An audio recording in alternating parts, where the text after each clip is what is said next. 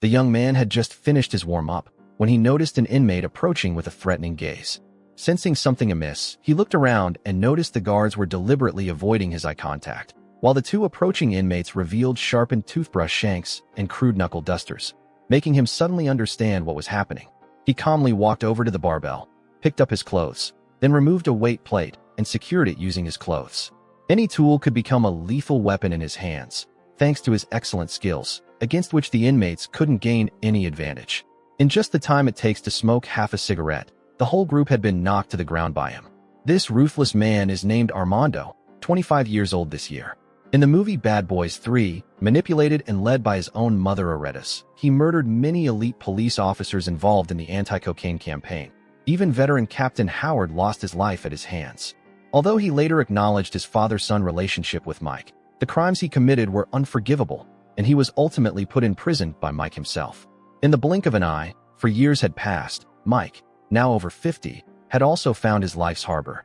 He married Dr. Christine, who had cared for him in the third installment, and the two entered into a blissful marriage.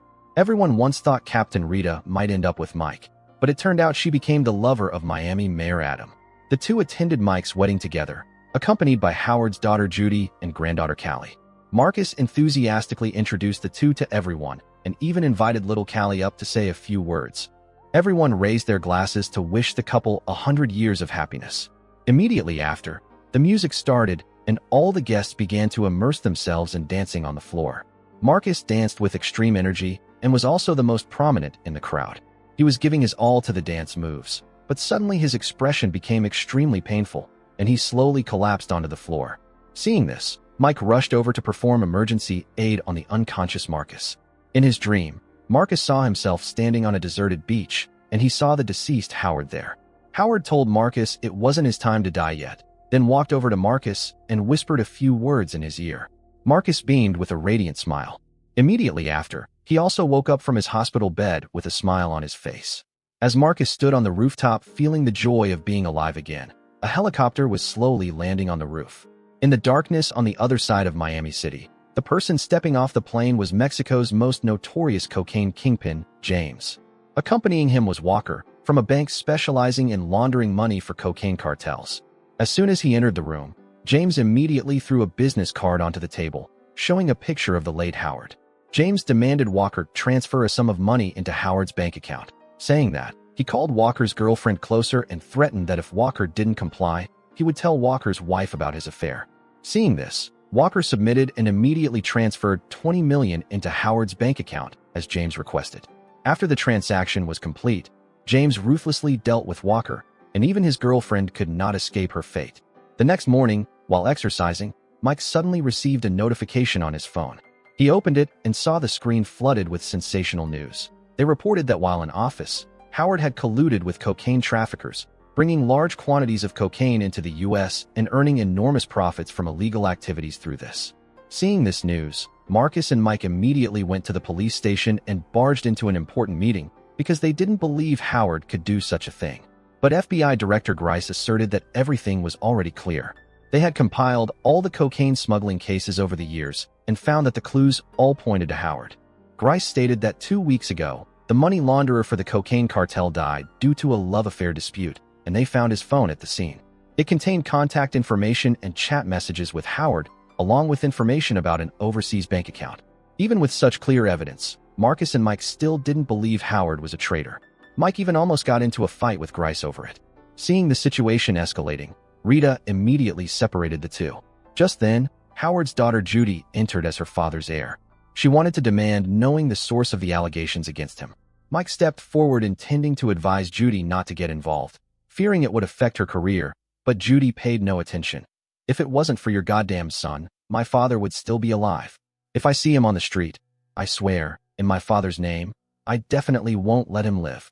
Humbled by Judy, Mike angrily left the meeting room, dragged away by Marcus. Now the two had clearly defined their goal, to investigate the truth themselves, to restore justice for Howard. They decided to start with Mike's son, the former cocaine dealer. At the federal prison in Florida, he met Armando, who had been serving his sentence for 4 years. Through their conversation with Armando, they learned that Howard had never colluded with the cocaine traffickers, but was actually secretly investigating them. The reason he was put on Arredes's assassination list was because someone within the police force wanted him dead. Armando said he had met that person once, but didn't know his name. However, while Mike and Marcus were gathering information from Armando, James's side was also frantically searching for the incriminating evidence hidden by Howard.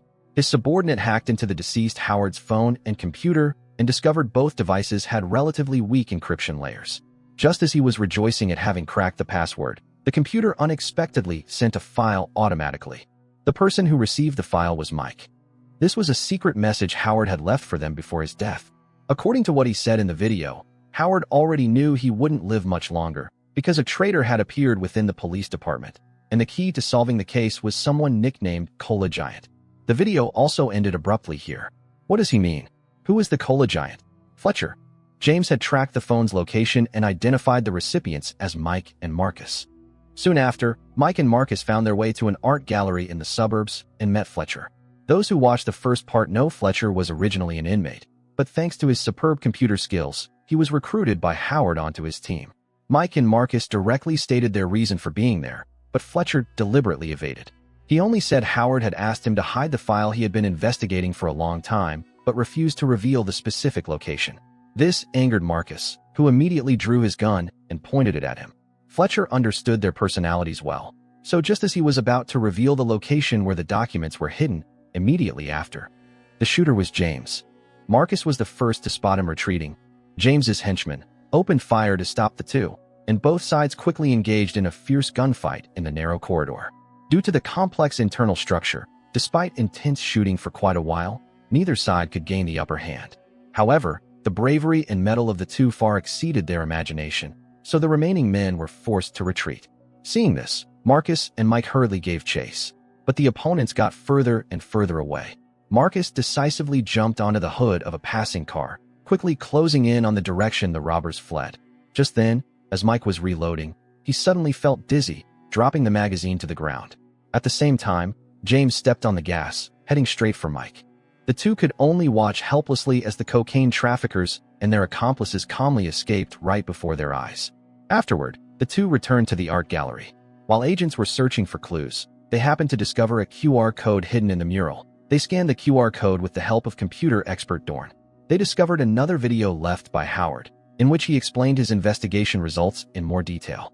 About 9 years ago, he discovered some high-ranking police officials had started cooperating with cocaine traffickers. He secretly investigated the matter, but whenever a critical moment arrived, someone would leak the information. Therefore, he asked 2 retired colleagues for help, but shortly after starting the investigation, both met with traffic accidents and died one after another. After that incident, Howard had considered letting Mike and Marcus take over the case, but worried for their safety, he abandoned the idea. Now that he was dead, finding the traitor could only be entrusted to them. Then, Howard used phrasing that no one else could understand to reveal where he hid the investigation report. After a moment's thought, Mike understood which location Howard meant. The next day, Armando, sitting in prison, also became a target of surveillance. And this is the context of the story's opening scene. After learning his son was attacked, Mike asked Adam to transfer his son to a safe place, because the information Armando knew could help them find the traitor. Adam, aware of the seriousness of the matter, hesitated for a moment, then agreed to Mike's request. Later, under police escort, Armando was put onto a helicopter. As soon as he boarded the plane, Mike and Marcus were stripped of all weapons and communication devices. Just as the plane took off, James and his subordinate appeared in the cockpit. Marcus sensed something was wrong, so he prepared to move forward to check the situation, but as soon as he arrived, he was kicked out by James. James used Mike's pistol to shoot down the escort team and opened the helicopter's rear cargo door. Mike lunged forward to grapple with James. Marcus also quickly began fighting with James's subordinate. During the struggle, the front windshield was shattered, causing the helicopter to plummet rapidly towards the ground. A parachute accidentally deployed, pulling the cocaine trafficker out of the plane, but the battle between Mike and James was not over. James stomped on the cage control switch, throwing Mike out. He jumped off the plane and detonated a bomb attached to the engine, causing the helicopter to shake violently, and the safety strap securing the cage snapped. Mike rushed to grab the strap, and Marcus immediately dashed over to help, quickly taking the strap from Mike's hand. Mike quickly searched the dead guard for keys, and just as the cage sprang open. Fortunately, the area where the plane crashed was a lake, so all 3 were safe. Finally, they emerged from the water without danger.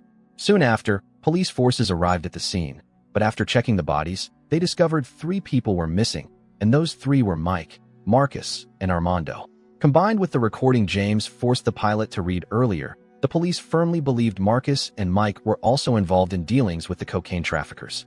Thus, as commander, Judy ordered that these 3 must be brought to justice at all costs. The incident quickly caused a stir on social media. Even the forensic ballistics report proved that Mike was the one who murdered the escort team.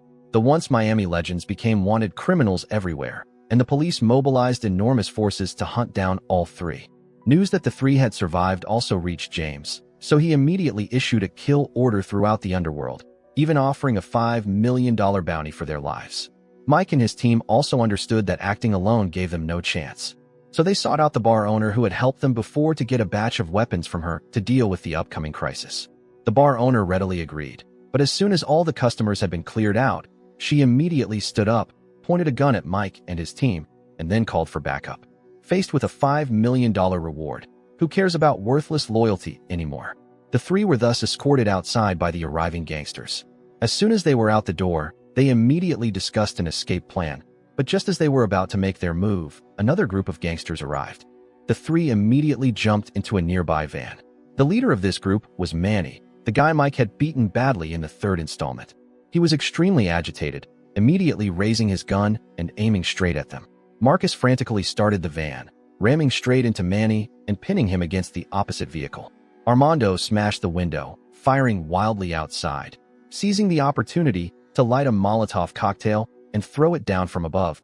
Marcus kept hitting the gas, continuing to drive away, but due to limited visibility, the vehicle swerved erratically.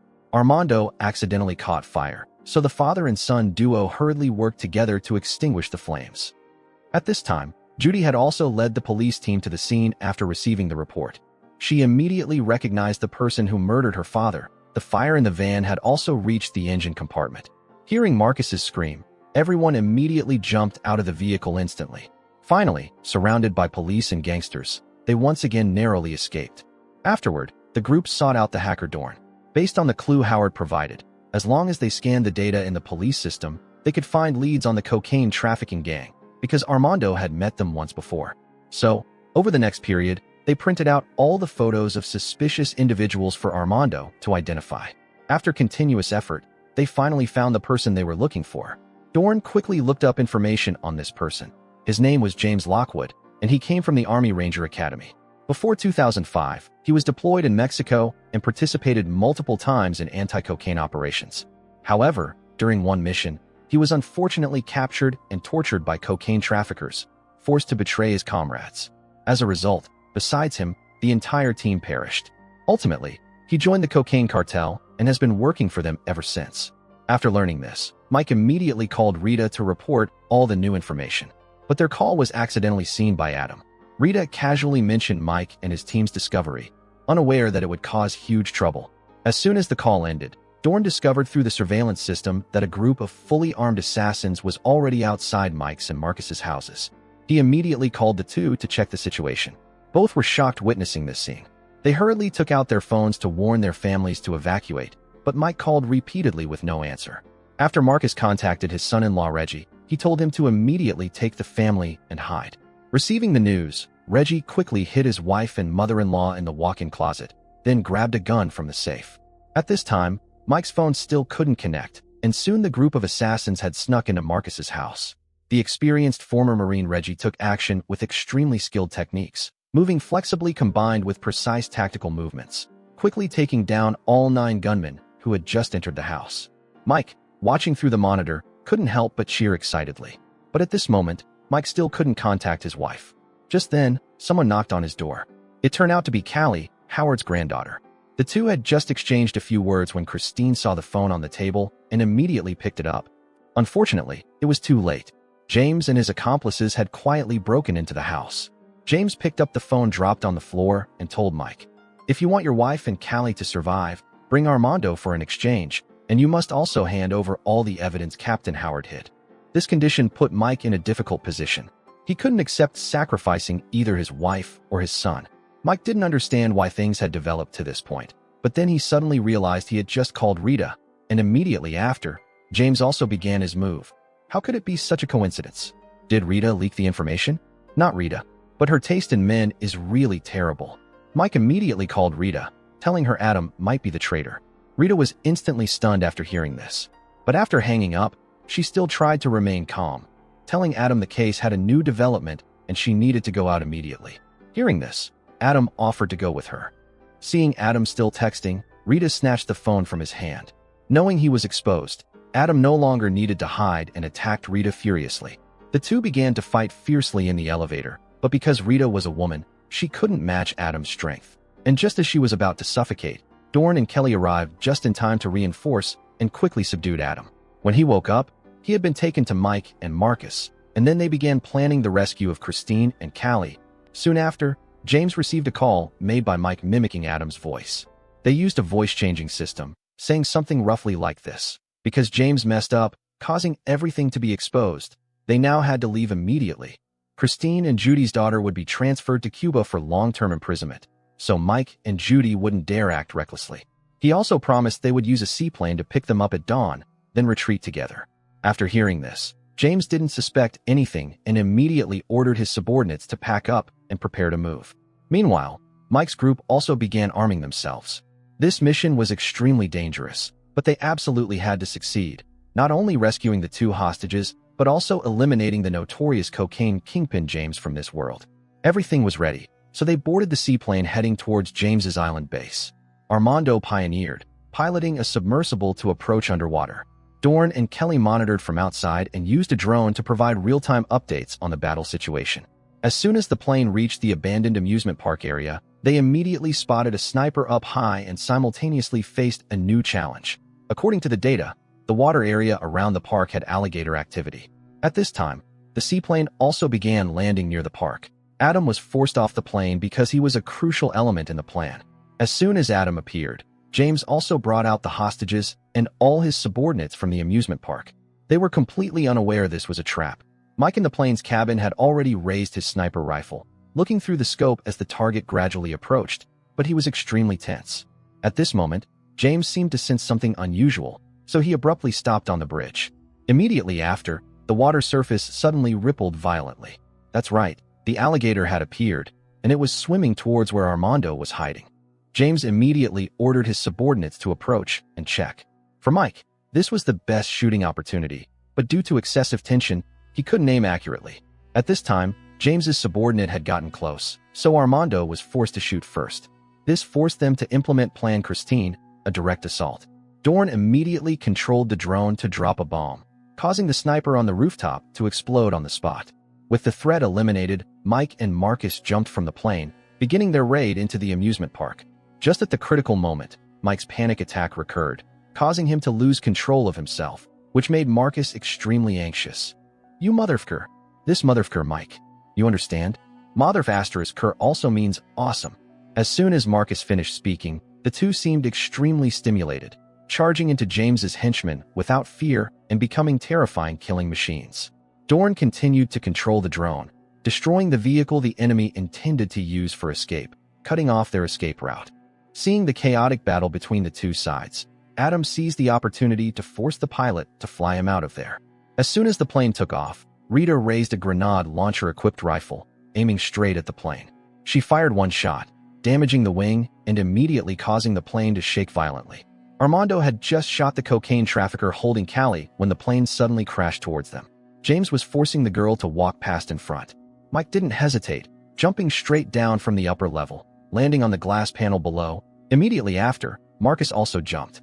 As soon as they hit the water, the alligator scented them, swimming straight over, opening its mouth and clamping down hard on Marcus's arm. Seeing this, Mike grabbed a broken iron bar, dived into the water, and repeatedly struck the alligator's head hard. The alligator, having never encountered such ferocious prey, had no choice but to turn and flee. Just as the two escaped danger, Armando on the other side encountered trouble. As the two prepared to leave, they were surrounded by James's subordinates, forcing Armando to fight the thugs alone. Although he finally eliminated all the enemies, he himself was covered in blood and was ultimately helped away by Callie. The two reached the open ground outside the amusement park. While the others were cleaning up the remaining cocaine traffickers, Adam suddenly launched a surprise attack.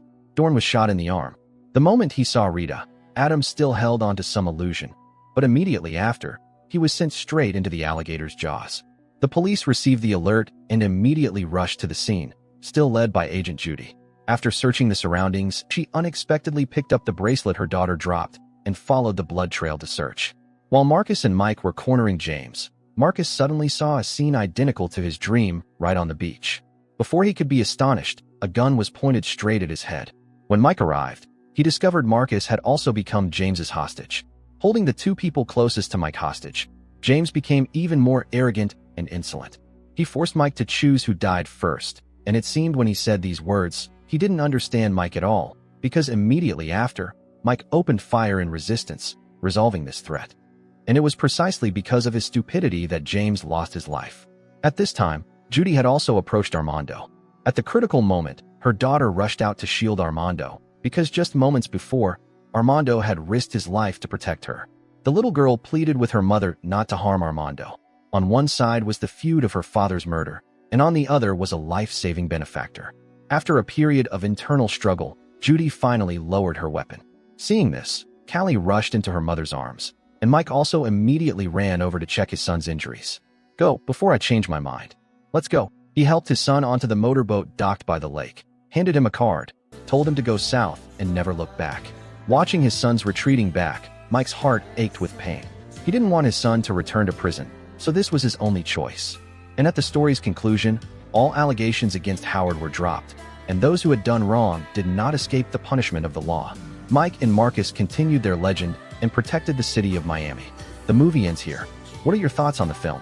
Please leave a comment below the video. See you in the next video.